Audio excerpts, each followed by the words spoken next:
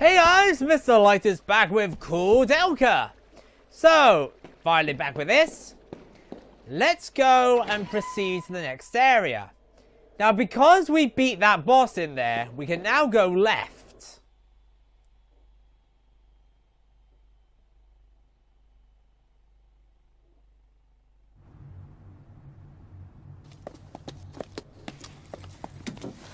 This must be the temple. There's no way! If I put a bullet through it, it wouldn't budge. What are we gonna do? How ironic to have made it this far and not have access to the temple. Koudelka, Edward, you both must go now. It is my friend that is apparently responsible for this disturbance, and therefore I am partially responsible for this trouble. I have no intention of asking for your sympathy, and I'm in no position to plead for your help. So from this point forward, I can manage on my own. Don't kid yourself. We didn't come along just for your sake. No, Koudelka, you should go back now. It'll be far too dangerous. Edward, you're the one who should go home. You were not meant for this world. Granted, you are a good fighter, having had plenty of experience, and I won't deny the fact that you have the killer instinct either. But when all is said and done, you are average Joe. I am not. I was meant to exist in this realm. It's the only place I can carve out an existence for myself. Quit lecturing me!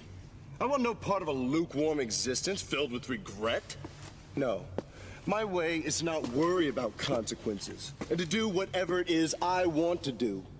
Chance means nothing to me. Life's a gamble, and once you place your bet, you'd better play to win, or else you end up dead. Edward, you really are ridiculous. That's what they tell me. Do as you like. That I will. Oh, suddenly when you feel like it, you decide when you can and cannot open doors? Wait, there's a way. Remember when we were searching Patrick's mansion? There was various chemicals around.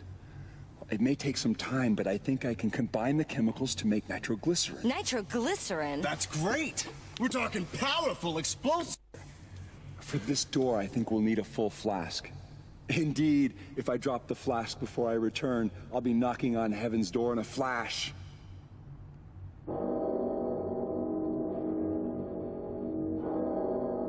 What the heck is... Oh dear. I go, and it is done. The bell invites me. Hear it not, Duncan, for it is a knell that summons thee to heaven or hell. Right. So basically we gotta make a bomb. No, I'm deadly serious. We actually need the bomb. And if you excuse me, we are now on the 4th disc.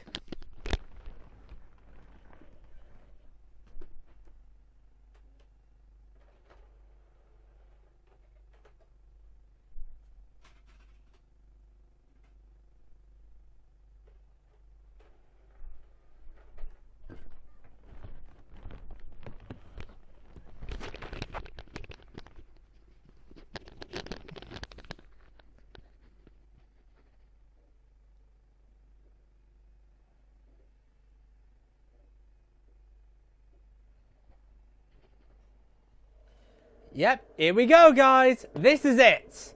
The 4th disc, the finale of the game. Now, here's the thing.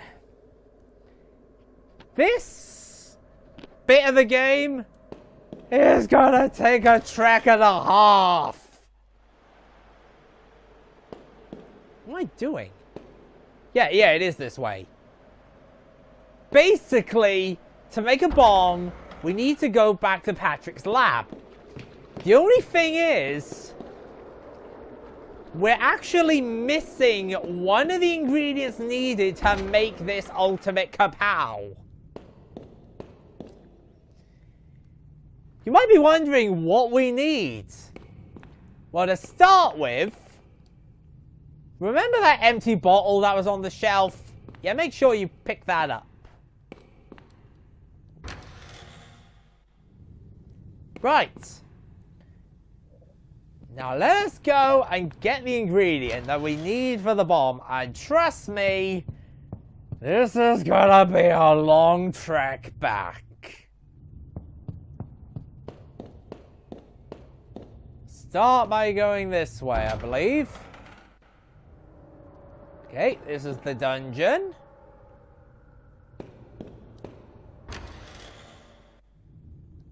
Charlotte's cell, so we'll go this way.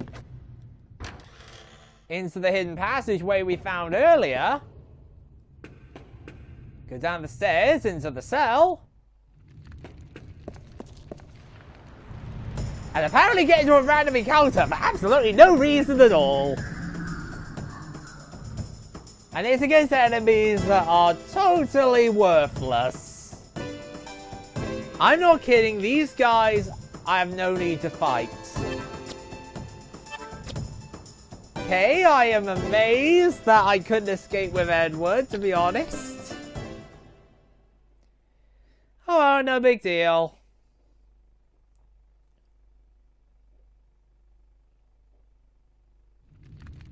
Right, anyway. Go out of here. Then go down.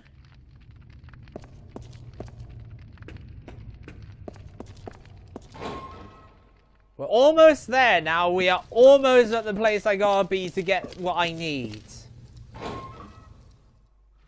There it is. See this here? Yes. That was what I needed. And now I need to go all the way back. Yep, that's actually what you gotta do. You gotta go all the way back here to get a bottle of acid. Oh, and also, we now need to go back to Patrick's lab so James can make the bomb. And as well as that, we're gonna see probably one of the most interesting cutscenes in the game. You'll see what I mean.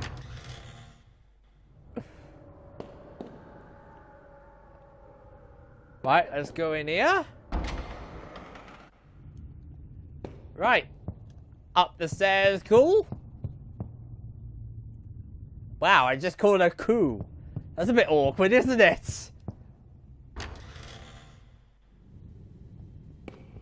Then go down here and into the lab. And now James can make it.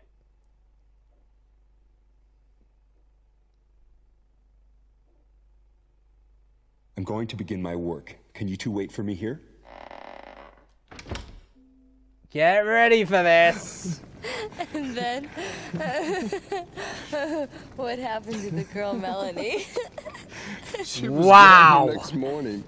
She left with practically everything in the room. You don't have much luck with women, do you? They're both completely drunk. What they say, the cleanest breakup is when a woman runs out on you. What else is her statement? Oh, but you're lucky. I mean, to have so many people to kid around with. For me, I'm all alone. I've been all alone all my life. What about your childhood? Yes, I did have a childhood.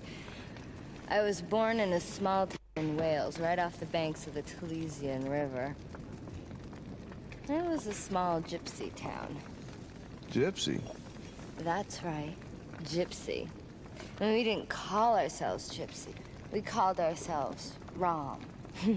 See, a true gypsy is born under the blue sky and is destined to die under the same blue sky. It's gypsy law. So then I guess you plan on dying underneath the blue skies. Every gypsy is given a name at birth. My given name was Slato. Slato? Mm-hmm. It's got a strange resonance to that name. What does it mean? I can't tell you. That too must be part of the law. The law it is. You know, ever since I met you, enigmatic, mysterious glint in your eyes. And it must be the gypsy in you. A glance from thy soul-searching eye can raise hope, depress with fear. Byron again? Yeah. You must really like him, don't you? Yes. So I feel as though we're birds of a feather. Then he must be self-obsessed as well. I'd rather be classified as a romantic.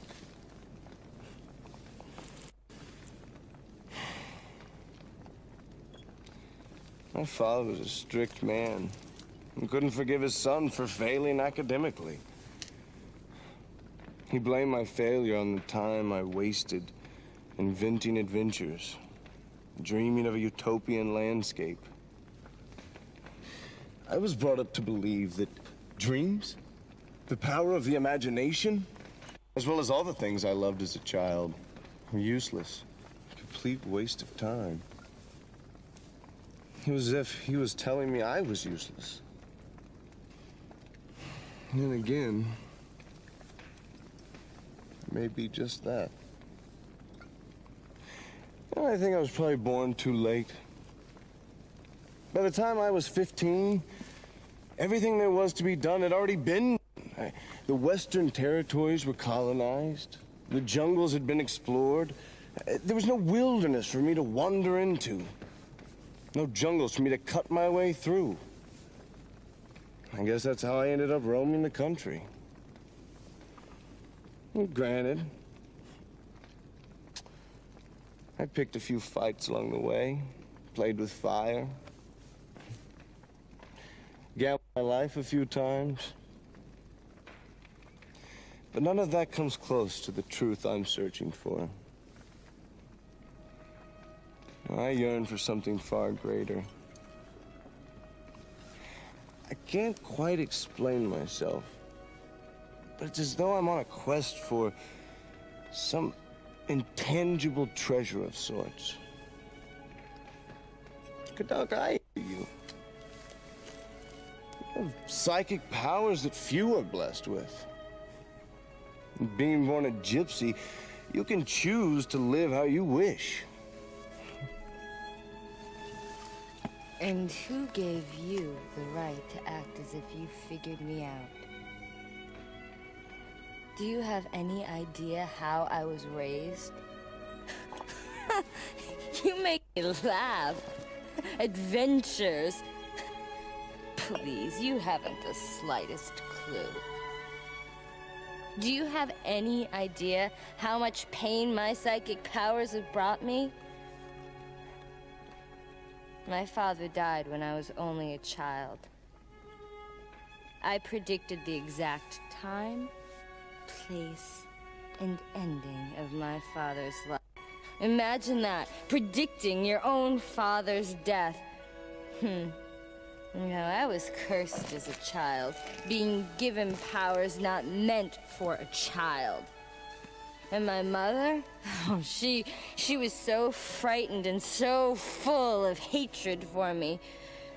She tried to kill me with her very hands. The gypsy elders got together, decided to excommunicate me. I was only 9 then. Do you have any idea how a 9-year-old child survives without the help of a living soul? Treasures, you must be joking.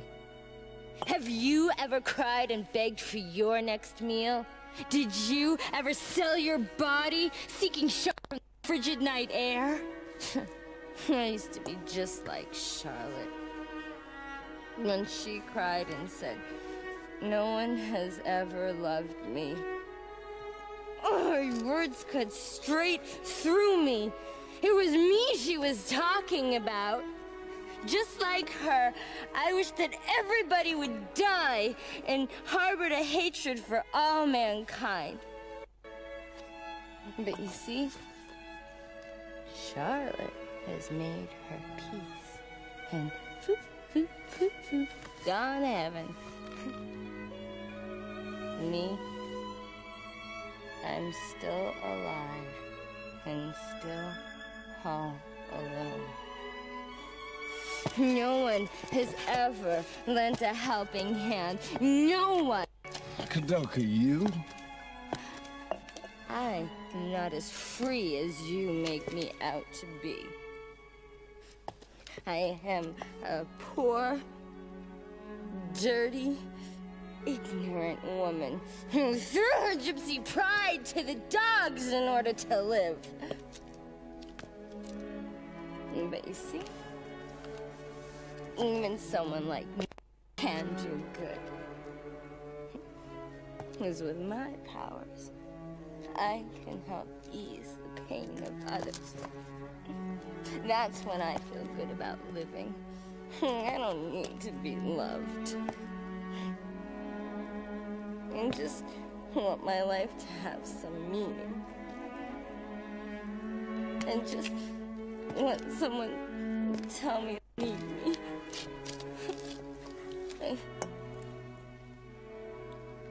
You. No way will you ever understand.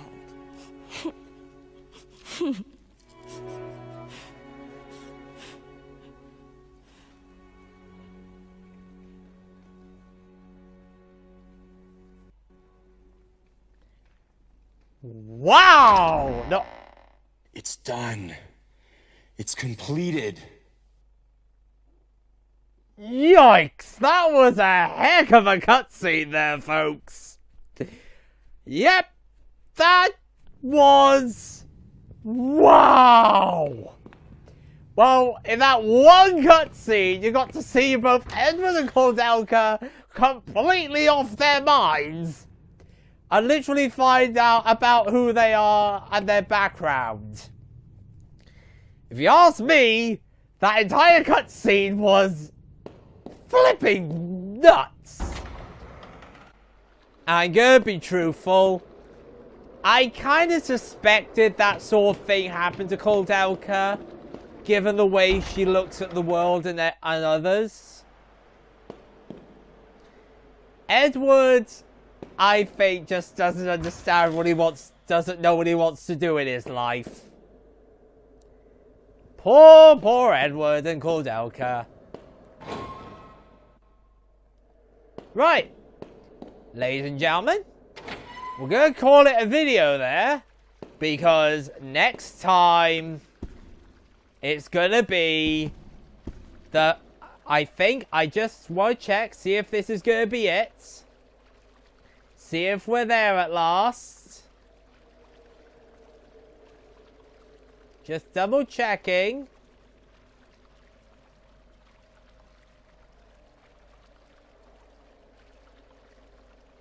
Right. Just...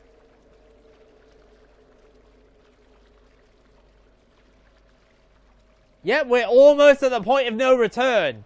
See you guys then for the ultimate battle. Coming up in probably a video or two. See you then.